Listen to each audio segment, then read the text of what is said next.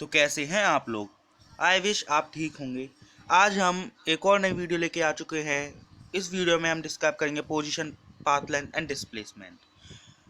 So start करते हैं आज का वीडियो, जिसका नाम है पोजीशन, पाथ लेंथ, डिस्प्लेसमेंट।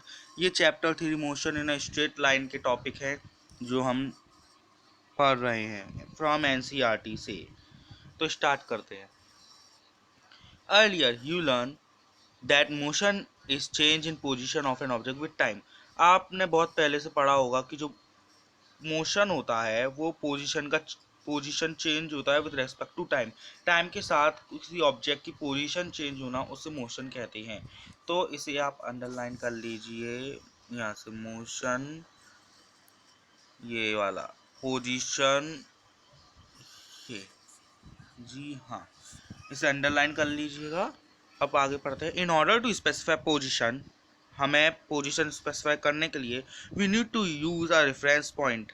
हमें एक रेफरेंस पॉइंट की ज़रूरत है एंड सेट ऑफ एक्सिस, और एक्सिस के सेट की ज़रूरत है। It is convenient to choose a rectangular coordinate system consisting of 3 mutually perpendicular axis. ये कन्वीनियंट है चूज करने के लिए रेक्टेंगुलर कोऑर्डिनेट्स सिस्टम जो कंसिस्ट करते हैं 3 mutually perpendicular axis, x, y and z axis. The point of intersection of these 3 axis is called origin. अब जो इनका जो इंटरसेक्शन का पॉइंट होता है उसे हम ऑरिजन कहते हैं। हाँ, सो उसे हम ऑरिजन कहते हैं। And serve as the reference point, और उसे हम सर्व करते हैं रेफरेंस पॉइंट के जरिए। एक रेफरेंस पॉइंट के नाम से भी उसे कहते हैं। The coordinates x y z of an object describe the position of the object. जो कोऑर्डिनेट्स है वाई जेड किसी ऑब्जेक्ट के, वो उस ऑब्जेक्ट को डिस्क्राइब करते हैं, उस ऑब्जेक्ट की पोजिशन को डिस्क्राइब करते हैं with respect to this coordinate system. With respect to this coordinate मतलब उन कोऑर्डिनेट के सिस्टम के भरोसे। टू मेजर टाइम, टाइम को मेजर करने के लिए we position a clock in this system. हम इस सिस्टम में क्लॉक डालेंगे। This coordinate system along with a clock consist of frame of reference. ये सिस्टम क्लॉक के अलोंग फ्रेम ऑफ रेफरेंस को कंसिस्ट करेगा। इफ वन और मोर coordinates of an object change with time, अगर एक और एक से ज़्यादा कोऑर्डिनेट टाइम के साथ चेंज होते हैं, we say that object is in motion. जो ऑब्जेक्ट है वो मोशन में है, हम ये कह सकते हैं।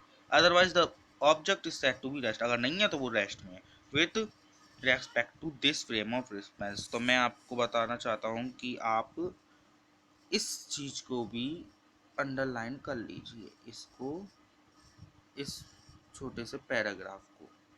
जी हाँ, इसे भी आप अंडरलाइन कर लीजिएगा। तो आगे बढ़ते हैं।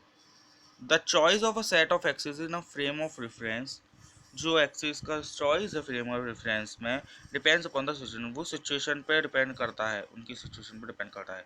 For example, for describing motion in one dimension, example की बताती है कि मोशन को वन डायमेंशन में डिस्क्राइब करने के लिए we need only one axis, हमें एक एक्सिस चाहिए होगी। To describe motion to 3 dimension we need a set of 3 axis. अगर मतलब मोशन को 2-3 डायमेंशन में डिस्क्राइब करना है तो हमें 2-3 एक्सिस चाहिए होंगी। Description of an event depends on the frame of reference chosen for the description. जो इवेंट का जो डिस्क्रिप्शन होता है वो उसके फ्रेम ऑफ रेफरेंस के डिस्क्रिप्शन पे डिपेंड करता है।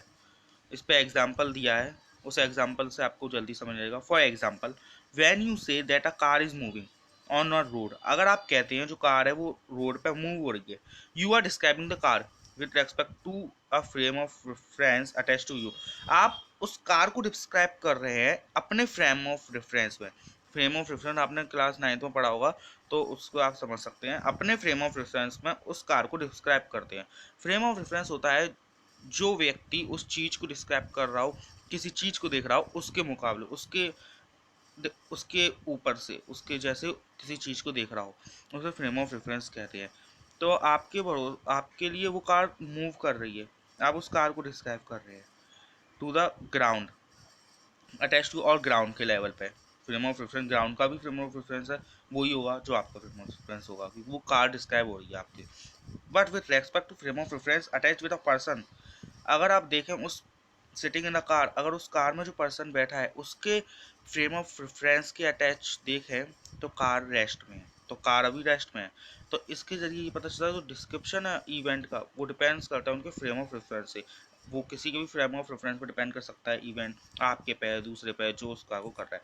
तो आप इस चीज़ को भी अंडरलाइन कर लीजिए, इस चीज़ को, description of A event on the frame of reference chosen for the description, ये चीज़ को अंडरलाइन कर दीजिए और एग्जाम्पल पढ़ लेंगे तो आपको जल्दी समझ में आ जाएगा। To describe motion along a straight line, अब आप मोशन को डिस्क्राइब करते हैं स्ट्रेट लाइन में, we can choose an axis, हमें एक एक्सिस की जरूरत होगी, सी एक्स एक्सिस, उसे एक्स एक्सिस का नाम दे दीजिए, so that it coincides with the path of the object. अब वो उस पाथ के ऑब्जेक्ट को कॉन्साइड करेगी। We then measure the position of the object, इससे बाद हम उसके बाद उस चीज़ को मेजर कर लेंगे, उसकी पोजिशन को मेजर कर लेंगे, उस ऑब्जेक्ट की पोजिशन को with reference to a conventional chosen origin, with reference to conventional chosen origin, उसको हम ओ कह देंगे, see O, as shown in figure 3.1, 3.1 figure में दिख रहा होगा इसमें।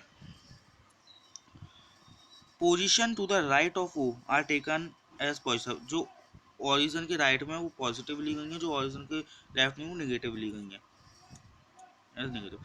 Following this convention the position coordinates of point P and Q, अगर इस कन्वेंशन को फॉलो करते हुए कहते हैं तो जो पोजीशन है पी और क्यू कोऑर्डिनेट्स की वो 360 के प्लस है और 240 के प्लस है। Similarly the position coordinate of point R is R की -20 -120 मीटर है। तो ये हो गया था अपना पहला टॉपिक जिसका नाम था पोजीशन, ये हमने पोजीशन को डिस्क्राइब किया।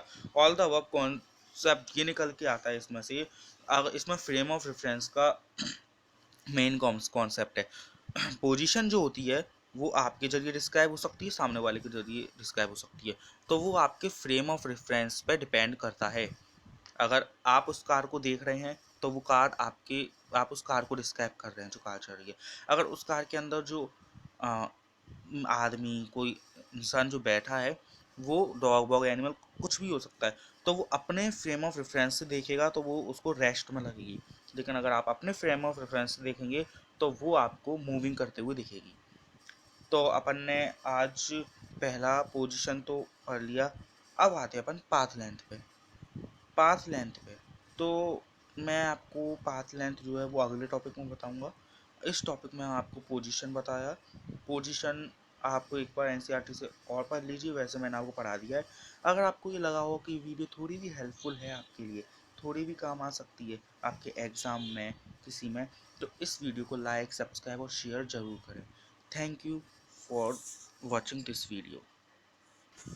और मैं आपको जो पाथ लेंथ है उसके बारे में अगले टॉपिक में बताऊंगा। अगर आपको अच्छा लगे तो लाइक और सब्सक्राइब जरूर करिए और शेयर जरूर करिए। थैंक